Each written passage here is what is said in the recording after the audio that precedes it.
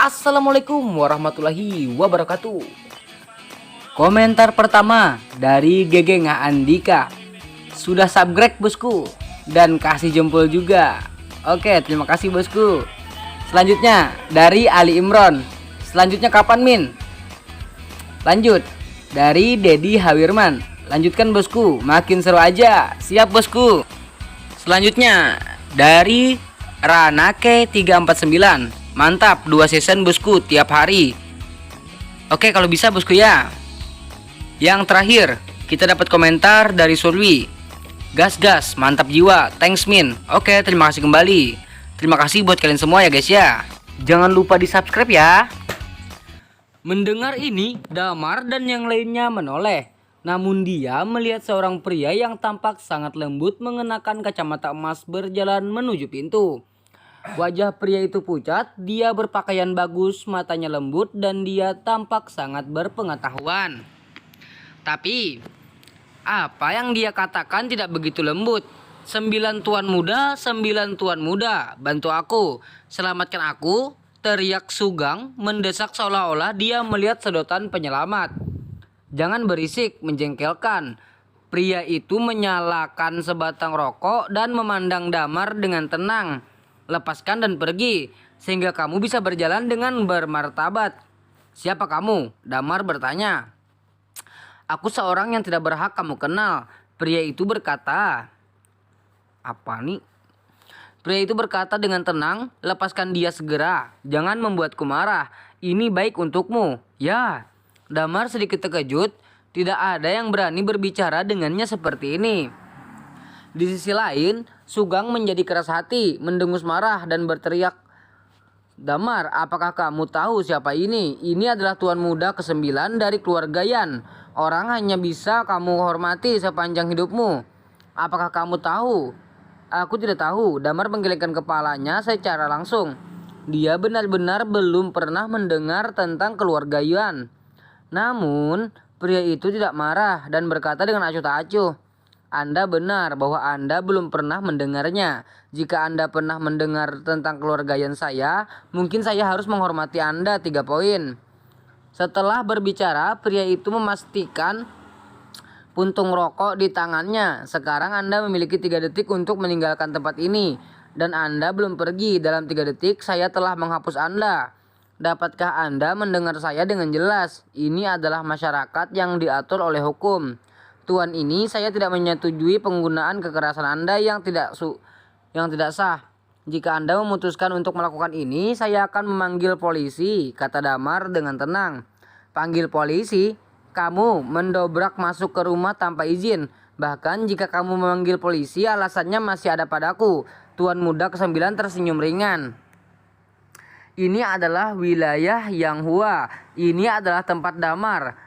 Kapan itu menjadi milikmu? Mata Damar menyipit dan dia berbisik. Yang Hua sudah dijual ke keluarga kita.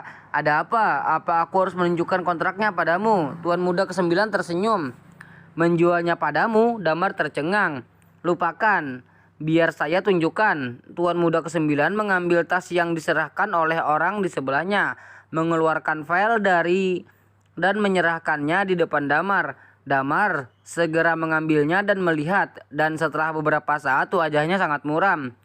Kami menandatangani ini dengan mahai. Secara pribadi, Tuan, apakah Anda memiliki pertanyaan? Tuan muda ke-9 bertanya dengan ringan. Ini memang tulisan tangan mahai. Damar berkata dengan suara serak, meskipun dia tidak mau mengakuinya. Dalam hitam dan putih, kami tidak berbohong kepada Anda. Pria ini, Anda masuk ke wilayah saya. Anda telah melanggar hak dan kepentingan pribadi saya. Apa yang harus saya lakukan kepada Anda? Bahkan jika patroli datang, saya pikir saya juga bertanggung jawabkan. Tuan muda ke-9 berkata dengan acuh tak acuh. Memang, bahkan jika ini masalahnya, maka saya tidak akan bersikeras. Saya akan membawa orang pergi, kata Damar dengan tenang. Menarik, Tuan muda ke-9 mengangguk. Damar, menurutmu di mana ini?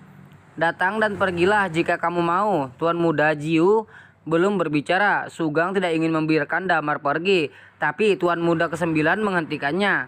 Biarkan dia pergi. Tim konstruksi akan datang nanti. Jangan membuat masalah. Masa konstruksi harus selesai tepat waktu. Jika ada penundaan, saya tidak bisa menjelaskannya. Anda harus makan dan pergi. Jiu berkata kepada Gunzi. Sugang mendengar suara itu mengangguk dan membungkuk. Ya, Tuan Muda ke-9. Damar memindahkan Yan Keer ke rumah sakit rakyat kota. Ketika dia berjalan keluar dari gerbang, dia melihat sejumlah besar mesin konstruksi skala besar terdaftar di luar dan wajahnya langsung tenggelam. Setelah Yan Keer diselesaikan, Damar segera memutar nomor telepon Mahai. Namun, setelah menelepon beberapa kali tidak ada yang menjawab. Apa yang telah terjadi? Damar ingat bahwa dia telah merawat Mahai sebelum pergi ke desa Yawang. Masuk akal bahwa Mahai seharusnya sudah pulih sekarang dan seharusnya tidak ada masalah untuk menjawab panggilan telepon. Damar melirik buku telepon lalu dengan cepat menoleh ke nomor Sutian dan memutarnya. Namun ponsel Sutian juga tidak bisa terhubung. Saya mencoba menghubungi nomor Gong Siun tetapi butuh beberapa saat untuk tersambung. Hanya saja orang yang berbicara di seberang telepon bukanlah Gong Siun, melainkan suara wanita yang aneh. Halo, siapa yang kamu cari? Di mana Gong Siun? Siapa kamu? Dari Gong Siun. Damar bertanya dengan cemas. Nona Gong ada di ruang operasi. Dia mengatur operasi hari ini. Saya sekretaris Nona Gong Siun. Tuan, apakah Anda ada hubungannya dengan Nona Gong? Operasi? Damar tertegun. Gong Siun sangat baik. Mengapa kamu harus menjalani operasi lagi? Tuan, apakah Anda tidak tahu Nona Gong Siun mengalami kecelakaan mobil sehari sebelum kematian dan terluka parah. Dia telah menjalani 3 operasi berturut-turut dalam beberapa hari terakhir. Kecelakaan mobil? Mata Damar menjadi dingin. Bagaimana bisa begitu kebetulan? Aku takut itu buatan manusia. Apa yang dilakukan orang-orang dari desa Yawang? Mustahil desa Yawang hilang. Jika Anda benar-benar ingin membalas dendam, temukan saja dia Damar. Mengapa pergi ke Gong Siun? Aku takut itu orang lain. Kemungkinan besar itu Lon Fek. Tapi Gong Feng tidak perlu menargetkan Yang Hua dan yang lainnya. Damar yang menentang Gu Feng, berita terkini adalah Damar sudah mati. Gu Feng tidak perlu melawan perusahaan yang didirikan oleh Damar Shen. Lagi pula aliansi seperti Gu Feng tidak mungkin terlihat turun pada perusahaan-perusahaan ini. Jika demikian, siapa yang melakukannya? Atau itu semua hanya kecelakaan? Damar mengambil telepon dan berpikir keras. Sampai saat itu panggilan telepon tiba-tiba masuk. Damar terkejut. ID penelponnya adalah Kang Jiao. Dia terhubung dengan cepat. Direktur Damar. Di sisi lain telepon adalah suara Kang Jiao yang sangat bersemangat. Jiao, apa yang terjadi? Mengapa saya tidak bisa menghubungi telepon Mahai dan Gong Siun masih di rumah sakit? Dan bagaimana tanah sekolah Suanyi dijual kepada orang lain? Apa yang terjadi? Damar mendengus. Kang Jiao menghela napas dan berkata dengan suara serak. Direktur Lin, setelah Anda pergi saya menelpon Anda setiap hari. Tetapi pada dasarnya saya tidak bisa melewatinya. Aku di desa Yawang, seharusnya tidak ada sinyal di situ. Jadi begitu. Direktur Lin, kamu tidak tahu bahwa kami diancam oleh sekelompok orang selama beberapa hari kamu pergi. Mengancam. Mereka menemukan Tuan Ma dan meminta Tuan Ma untuk mentransfer setengah dari saham Yang Hua dan sekolah Suanyi kepada mereka. Dan mereka akan membayar jumlah yang sesuai. Tetapi Tuan Mahai menolak untuk setuju. Jadi mereka mulai membalas dendam kepada kami dengan marah. Tuan Ma sekarang ditangkap. Tidak hanya itu, kami Yang Hua juga menderita banyak pesaing dalam bisnis. Situasinya sangat buruk, perusahaan hampir dibeli dan Tuan Ma harus menjual tanah sekolah Suanyi untuk melindungi perusahaan. Aku akan menangani prosedurnya. Kang Jiao menghela napas, ketidakberdayaan dan rasa sakit di wajahnya. Sejak kamu melakukan prosedurnya, apakah kamu tahu siapa pihak lain itu? Keluarga Yan. Keluarga Yan yang mana? Keluarga Yan di Yanjing. Yanjing. Damar mengira dia salah dengar sementara waktu dan setelah berpikir sejenak, dia berkata, saya tidak ingat bahwa Yanjin memiliki keluarga Yan.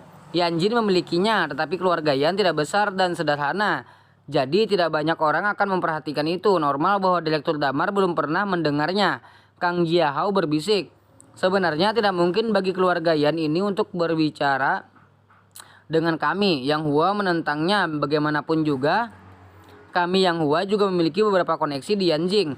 Jadi saya memperkirakan bahwa Kelogayan ini mungkin hanya menjadi juru bicara. Pasti ada kekuatan lain di belakang mereka. Juru bicara. Damar menyentuh dagunya. Seharusnya seperti ini. Kang Jiahao, sudahlah, kamu menyedihkan. Kamu menyelidikinya. Aku sudah menyelidiki, hanya saja Kang Jiahao ragu-ragu. Hanya apa? Hanya saja di belakang keluarga Yan ada banyak perusahaan multinasional dan konsorsium domestik yang terkena. Kekuatannya sangat rumit.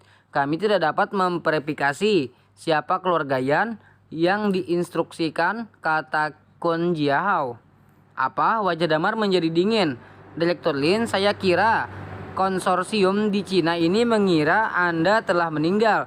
Jadi mereka ingin memanfaatkannya dan membagi Yang Hua kami.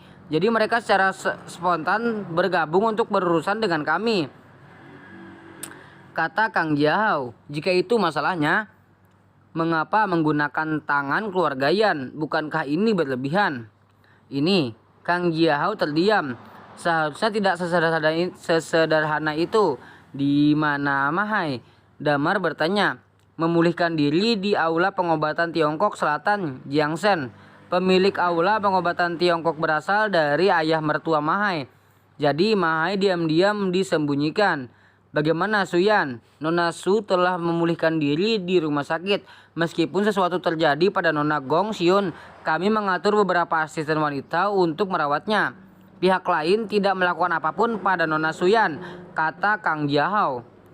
Sepertinya pihak lain tidak di sisi untuk menargetkan saya, tetapi murni untuk Yang Hua. Bawa saya ke Mahai segera. Oke, Direktur Lin, ikut aku. Mereka berdua berkendara menuju pusat pengobatan Tiongkok di selatan Jiangsen. Oke, bagaimana kelanjutannya?